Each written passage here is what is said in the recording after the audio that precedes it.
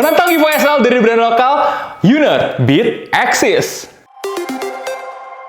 Halo guys, Dimas di sini. Gue excited banget kemarin nonton kontennya Dr. Jason ya. Kalau kalian belum nonton, langsung go ke akun IG-nya beliau karena di sana kita ngeliat review yang sangat menarik dari salah satu sepatu dari brand Indonesia terbaru, yaitu Unert Beat Axis ya. Boleh dibilang ini masih fresh from the oven lah ya. Kita aja sampai FOMO loh buat nge-review. Lu bayangin sepenasaran apa gue sama sepatu ini. Mungkin gue kasih summary dulu aja ya teman-teman. Unert tiba-tiba agresif ngembangin running. Tiba-tiba mereka tambah mantap dan tiba-tiba super trainer. Dimana kita tahu bikin super trainer itu gampang-gampang susah ya. Susah-susah gampang malah ya. Karena lebih banyak sulitnya dibandingkan mudahnya. Meskipun Unert sudah punya pengalaman bikin running sejak 2023-2024 I think ya dengan Sombra, tapi untuk R&D ke arah sini itu butuh sesuatu yang jauh ya teman-teman. Tapi mereka dengan beraninya mengeluarkan super trainer. Nah, ini sepatunya udah ada di sini, namanya Beat Axis. Gue suka banget ngelihat desainnya, geometrinya itu terlihat mantap sekali ya. Jadi kalau kalian lihat mungkin ada super trainer luar yang diposisikan sebagai sepatu daily, sneakers gitu, ini mungkin kelihatannya bisa ya. Tapi apakah beneran bisa dipakai buat jalan, dipakai buat hari-hari, atau exclusively hanya untuk lari doang? Langsung aja kita buktikan dan ayo gas bedah sepatunya.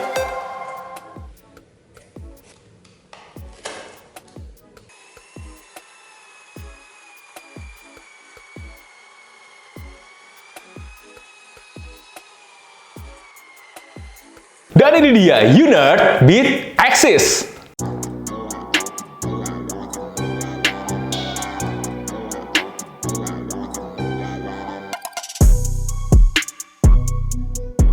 Oke, seperti biasa kita akan ambil catatannya dari HP karena kita sudah paperless sekarang ya. Dan izinkan gue buat lihat HP ya, meskipun kesannya kurang profesional, tapi ya ini adalah cara kita untuk lebih rapih lagi ke depannya, terutama untuk pendataan ya, biar lebih kompak juga teman-teman.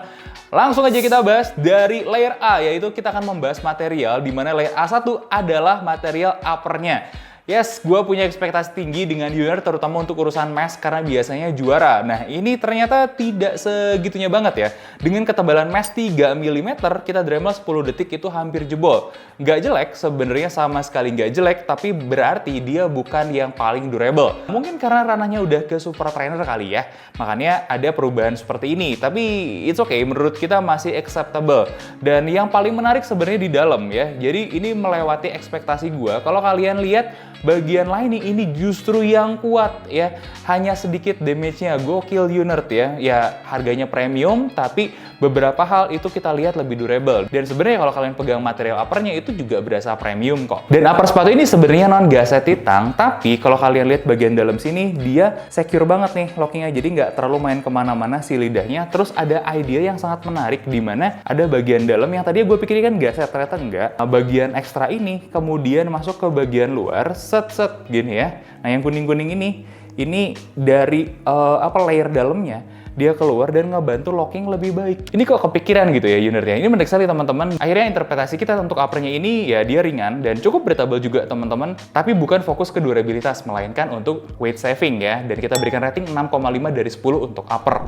Nah gimana dengan A2 yaitu midsole-nya. Nah untuk kelas super trainer, kenapa sih bisa ada nama super trainer? Karena nama supernya itu diambil dari super critical foam. Super critical foam itu apa? Kita pernah bikin pembahasannya sebelumnya, di mana foam super critical itu dibuat dengan menyuntikkan gas super critical ke dalam biji plastiknya gitu ya. Nah ini pakai TPU super critical, ini sedikit lebih firm dibandingkan TPE misalnya yang dipakai sama Adidas atau Piba yang dari castor plastik, dari castor oil ya teman-teman, punyanya Nike.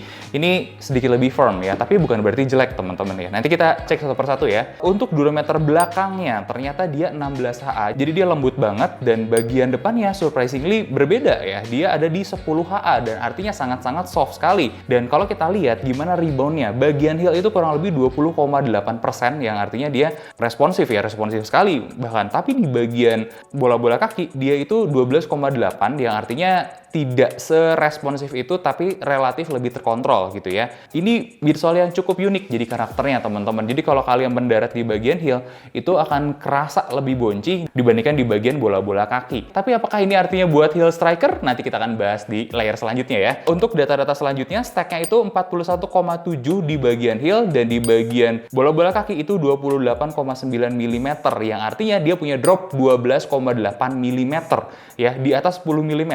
Jadi ini juga ada sedikit resiko biomekanika nih teman-teman kalau foam larinya kurang ya. Jadi gue kurang menyarankan juga akhirnya dengan kondisi seperti ini untuk para pelari baru. Ya namanya juga super trainer sih, super trainer memang kurang recommended pada umumnya ya untuk para pelari baru. So be caution ya. Kemudian full plate, nah ini platnya bukan karbon ya, tapi plastik, tapi cukup keras juga teman-teman. Dan satu fakta yang unik kalau teman-teman lihat, jarak antara kaki, ini dari insole dari insole ke platnya itu cuma 3,9 mm, sangat dekat sekali ya. Dan kalau kalian tanya ada fungsinya nggak platnya? Ada.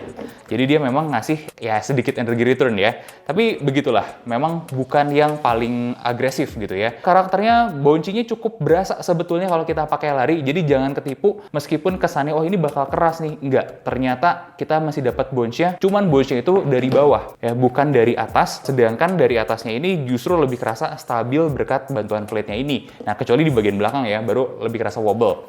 Terus kita ngelihat juga to off-nya, kita lihat ini ada rocker yang cukup oke ya, dan dia kerasa ya lumayan kebantu lah ketika kita lari. Bukan lumayan lagi, bahkan sangat kebantu kali ya. Dan nggak ada yang kempes-kempes nggak jelas gitu di sini. Jadi dia relatif lebih stabil, dan ketika kita injek gitu ya, masukin bobot, kayak gue sendiri masukin bobot 90 kg ke sepatu ini, bukan yang kempes sebagian area aja, tapi cenderungnya rata gitu ya. Nah ini sebenarnya pertanda bagus teman-teman ya. Dan akhirnya kita berikan rating 8,8 dari 10 untuk keseluruhan midsole-nya. Gimana dengan outsole-nya teman-teman ya? Nah kita mendapatkan dengan ketebalan 3,1 mm, ini cukup tebal ya buat kelas-kelas super trainer seperti ini, dan hasil durometernya itu 0,6 mm.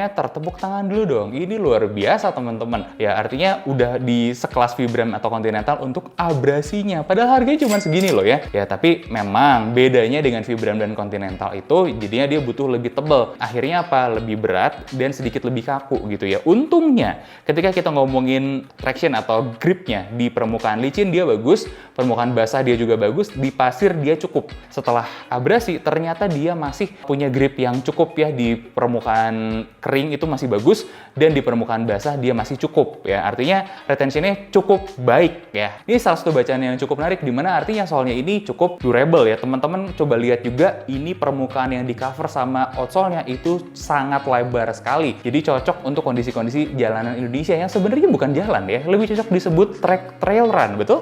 Dan akhirnya kita berikan rating 9,5 dari 10 untuk outsole-nya. Tepuk tangan dulu dong sekali lagi ya. Dan layer A final kita berikan rating 8,3 dari 10. Kita lanjut ke layer B, yaitu konstruksinya. Dan semua konstruksi di sini tuh bener-bener bagus banget, rapih, jahitannya aman, semuanya nggak ada masalah sih sama sekali.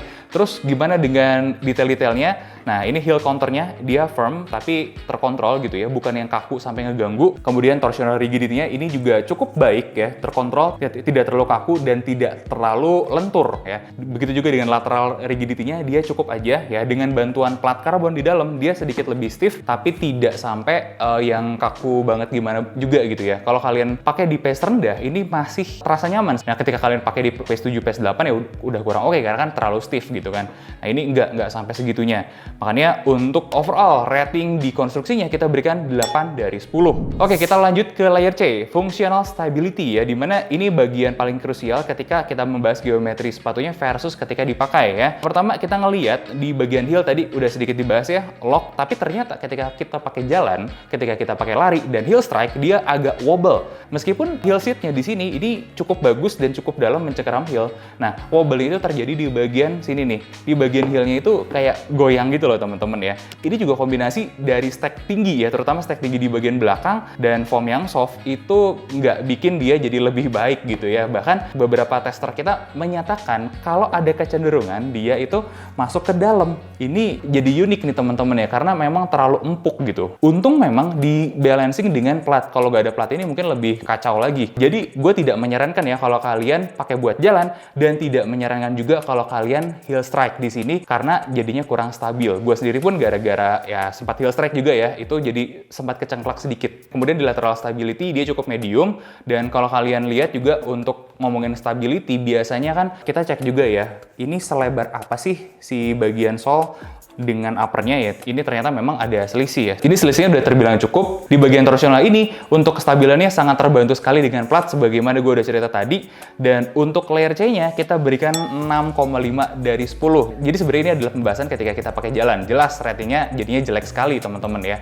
Nah, tapi tenang, karena kita akan lanjut ke layer D, kita akan ngomongin fit, di mana ini akan menjadi pengurang atau penambah poin nanti. Dan di layer E, kita akan bahas khusus untuk runningnya. Dan untuk fit dan geometri, di sini bagian toolbox-nya, semua tester kita setuju kalau sangat sempit ya. Dimana di size 43 aja, kelebaran di ball of fit-nya itu 99,4 mm, sedangkan dia taper menjadi 56,2 mm.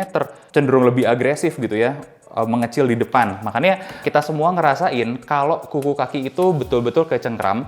Jadi baiknya memang naik size 1 ya dibandingkan size kalian biasanya. Karena ya untuk memberikan ruang lebih di bagian sini. Terus di punggung kaki dia juga bukan yang paling tinggi, dimana kalau kita kencangin semua itu 56,2 mm ketinggiannya. Artinya kan sempit banget ya. Untungnya ini tali masih bisa dilebar-lebarin, bahkan gue yang di atas 70 mm ya si ketinggian punggung kakinya masih bisa masuk gara-gara talinya masih bisa dilebar-lebarin. Untung aja, memang upsize adalah solusi mungkin buat sepatu ini ya teman-teman. Dan buat kalian yang kakinya lebar banget, mungkin bukan yang terbaik juga teman-teman. Meskipun ini ya, uppernya itu masih main untuk kelebarannya, tapi ya itu tadi, jari-jari kalian itu pasti kejepit, dan saat kondisi kejepit itu tuh nggak bisa gerak juga.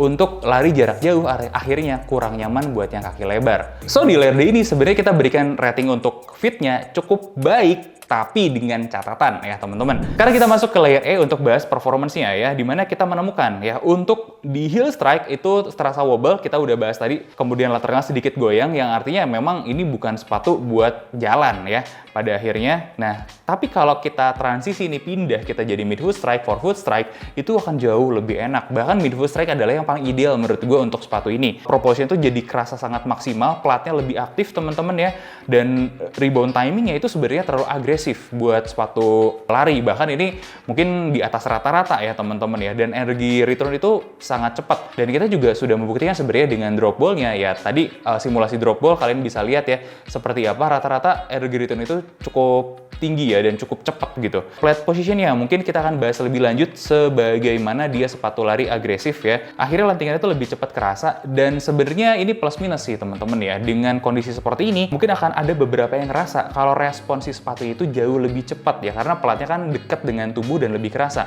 Tapi memang nanti akan berasa nih ya resiko biomekanikanya, tapi nanti bakal kerasa impact ke kakinya, terutama kalau kalian belum strength training. Tapi untuk impact-nya dari jalan misalnya ya, ini kerasa sangat baik sekali, di mana solnya itu bisa menyerap impact dengan baik. Dan kesimpulan totalnya memang sepatu ini sangat agresif dan race oriented kalau boleh dibilang ya. Untuk pemakaian latihan hari-hari sangat bisa sekali, dengan catatan kalian harus naik size, dan ini memang lebih ke latihan-latihan yang berbau speed gitu ya. Untuk jangka panjang, untuk jarak jauh itu juga masih bisa selama fit kalian tidak bermasalah, terutama di bagian toolbox-nya dan bola-bola kaki. Nah, final score-nya berdasarkan beberapa penilaian sudah kita berikan dengan sedikit modifier untuk kelas performance ya, kita mendapatkan nilai 8,2 dari 10. Tepuk tangan dulu dong. Tembus loh 8,2 dari penilaian kita yang cukup kejam ini kalau boleh dibilang. Tapi mungkin sedikit cerita aja ya. Untuk pengetesan pertama, gue rencananya cuma easy run aja di pace 8-9 bahkan dengan sepatu ini. Tapi tahu-tahu nggak kerasa, dengan sangat mudah kita naik pace sampai ke 7. Effortless banget men, naik pace-nya. Jadi seagresif itu ya teman-teman sepatu ini. Dan kalau kita bahas apa aja yang bisa menjadi senjata atau kelebihan dari sepatu ini, yang pertama adalah outsole-nya itu durability-nya excellent. Ini luar biasa lah untuk pemakaian hari-hari di jalan Indonesia. Yang jadi pertimbangan adalah midsole-nya nanti akan selama apa, karena ya super critical biasanya memang umurnya nggak terlalu lama ya teman-teman ya, tapi potensial lah, kita lihat nanti jangka panjangnya. Kemudian nah plate-nya ini justru menjadi sebuah kelebihan kalau kalian bisa memaksimalkan. Kalau enggak ya enggak gitu ya. Jadi kalau kalian udah mulai ngerasain nih gimana activate plate-nya, itu bakal ngasih lentingan ekstra. Kayak gue bilang tadi, mungkin tiba-tiba ya effortless aja naik pace gitu kan. Dan pada akhirnya di kelasnya ini adalah salah satu sepatu speed yang paling enak yang bisa kita dapatkan dengan harga yang sangat-sangat value for money. Ini yang bikin gue excited banget kemarin setelah lihat review Dr. Jason, dan gue juga nge-review, gue agree nih dengan banyak poin-poin di review dia. Nah, gimana menurut teman-teman? Silahkan komen di bawah. Kalau kalian mau juga, saran gue sih jangan lama-lama, takutnya kehabisan ya. Kalian bisa dapetin sepatu ini di link video kita di bawah, atau kalau kalian udah punya juga, langsung komen di bawah, kita lanjutin diskusinya di kolom komentar. Jangan lupa like, komen, dan subscribe. Sampai ketemu di video selanjutnya dan bantu kita mencapai 1 juta subscriber.